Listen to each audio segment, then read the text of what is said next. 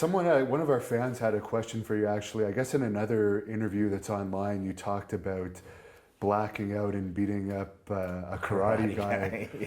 And I guess you'd mentioned that it was recorded. Somewhere. Yeah. Ricky Leatherface might have a fellow Canadian there. Okay. So do you remember what company it was for if the fans wanted to? It was the, not Wings, but IWA, Quiñones is in Japan, the monster company. Yeah. Masahiro, you know Masahiro? No. But he's like a historian of the restaurant. I asked him one day to get the name. He gave me the name of the guy. Turns out I thought he was like a gold medalist karate guy, but no, he was just a karate guy they hired to beat me up, but then I beat him up. So yeah, it was almost a setup type thing. Oh, definitely a setup. No.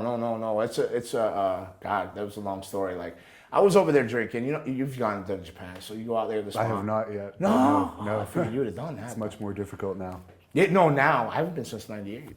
So I don't know how it even works now. But before that, I was going all the time. But I was over there drinking out with like Victor Quiñones. Well, you know, he was one of, he owned IWA Puerto Rico. Right, and they owned part of that company with Osano, and you know they're known to be a little funny. You know, I didn't know that. Like, well, I knew that, but I didn't think nothing of it. So we're out drinking one night, drinking, and he's like, "I bet Luna really likes that curly hair." I'm like, so it's a weird question. You know, when I continued drinking, and you know, back then I was taking like a lot of halcyon and stuff like that. I was no baby face, no good guy around. You know, next thing you know, he's like, yeah, I thought he was having a spasm, but it turns out I guess he was winking at me. So yeah, because he was gay for this. Yeah, well, I wasn't putting two to two together. Yeah. I was just drinking free beer and partying, you know. And then, so we're all getting in an elevator. It's like Miguelito Perez, Doug Gilbert, and somebody, and I had a Zubaz. Almost like mid-tour, so I ran out of underwear and stuff. So I'm like just like commando and Zubaz, and you know how thin Zubaz can be. So yeah, I'm like, so you picture that? I'm drunk. I'm trying to like pick the button at everybody's room. What floor? And out of nowhere, he comes in like a fucking claw machine reverse. You know, like grabs it. His finger like penetrated my butthole. Man, I was like, oh! I spun around and grabbed him by the throat, and I had him up by his throat, and then like, you know, they're all, oh, let him go, he's drunk. And then I started laughing. I go, oh shit, this guy's been flirting with me all night. You know, I wasn't even mad or anything. Like, I was like, whatever. Like I let him down. They were like, no, let it go. I go, no, it's all right. I get it now. I didn't realize. I thought it was funny kind of after that. I really wasn't mad or anything. Now, prior to this happening in this tour, I was going over every night on every monster. Leatherface, Freddy Krueger. It was a monster. They did a lot of monster stuff, right? And going over strong. So, you know, Victor would always come and give me the finish and everything. Well, after that, the next night, he sent Miguelito. Oh, amigo, you make jobs tonight? I go, I don't care. I usually make jobs all the time. You know, in my head I'm saying, I don't care. But he goes, and so, yeah, you make, say, hey, point at this dude. And I was like, this guy was just a ring crew dude, like some young guy, he had scars all over him. They just beat him up. He couldn't even wrestle. I go, can he wrestle? You had a problem with that? I go, no. And then he goes, 15 minutes or 14 minutes or something. And I'm like, because there's a problem? I go, no problem. So I get with a guy, he spoke Spanish, he wasn't even Japanese, Spanish, and he couldn't wrestle. So I beat him up for like 14 minutes, like just pounding. I kept telling him I was sorry. Boom. I was telling him sorry. So then I picked him up and then said, I was like, hit me. He said, I said, peg me.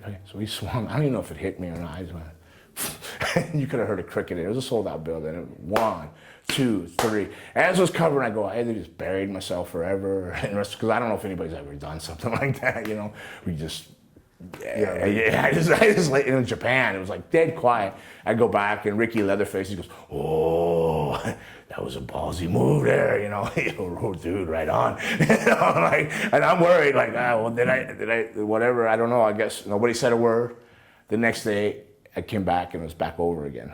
Not in the fashion I was going over, but like they're like, you're over, go over. At the end of the tour, it was a Corrigan Hall, and they have a board over there, and it said, on the board it said karate versus wrestling. We're like, what karate guy? It was just all monsters, you know. The whole tour's been everybody, it's the same people, but they flew a guy in from Korea or somewhere. He was a shoot karate guy. And he was over there with Osana and all those guys for the show, and I realized I was the wrestler guy, you know. So I got one of the young boys. I can't remember if it was Winger or Raya, one of the younger kids at the time. And I said, hey, go ask him if he maybe we'll do something. And he catches me with a kick, you know, I'll make it up at 8, 9, you know, on the rope. He'll come at me, I'll catch a submission, you know. So, oh, good idea, Davison. You know, he runs over.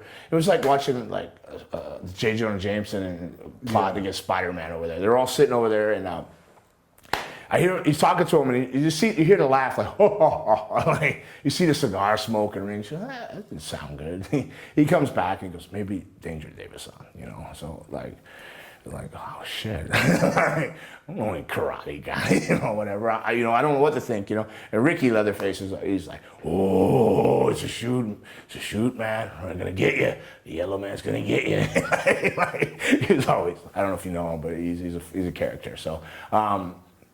When I come out, it's the first match. You know, I get in my corner and like I look out and like all the guys, you know, all the Spanish guys and white dudes are out, and then this guy comes out. It's like looks like a boxing pay-per-view. He's got an entourage, people, music, all this crap, and I look and all the Japanese guys are out. I'm like, oh, this is no good. So like, he gets in the ring and like so many streamers for this guy. I didn't know who he is before like even gets his name. They're going nuts. I'm like, well, who is this guy? You know. But I'm nervous. I'm pacing like a cuckoo clock in my corner. I'm like corner. I never leave that corner. So the bell rings and I don't know why on earth I went to go tie up. I know better than that, but I guess. I just I went to go tie up. Man, he came in with a kick so fast. It sounded like I got my leg up off. You know, I know not to leave it planted, so I got it up. So when he caught it, but it still hurt. It like I dropped that. I was dropping down, and the next kick it was slow motion. I could see him coming, and it came under the rib cage. And I tried to get the elbow down. He was just that fast. It was like pop, pop, pop, pop. You know, he was in there so quick. So I'm down on an elbow and knee, going, oh, can't breathe, and Ricky, you know, he told me the rest of the story, Leatherface. He starts laughing. He goes, oh, he goes, it was funny. Yeah. The next kick I seen coming, and he kicked it here. But I guess when he kicked me, it blew me up off my thing into the corner. And before my elbows dropped to the ropes, he said I turned like purple and grew 3 sizes and came out, wow, and just knocked him out, and then just proceeded to just keep beating on him, picking him up, trying to break his neck, stuff like that. So it didn't work out too well. I went to Korea 2 days later because I was doing a tour there. They treated me like a god, whatever. They're like, oh, they had all heard. So like, I had street credit for a while over there. But North Korea or South Korea? Well, whichever ones ain't blowing people up. Whichever one not doing that.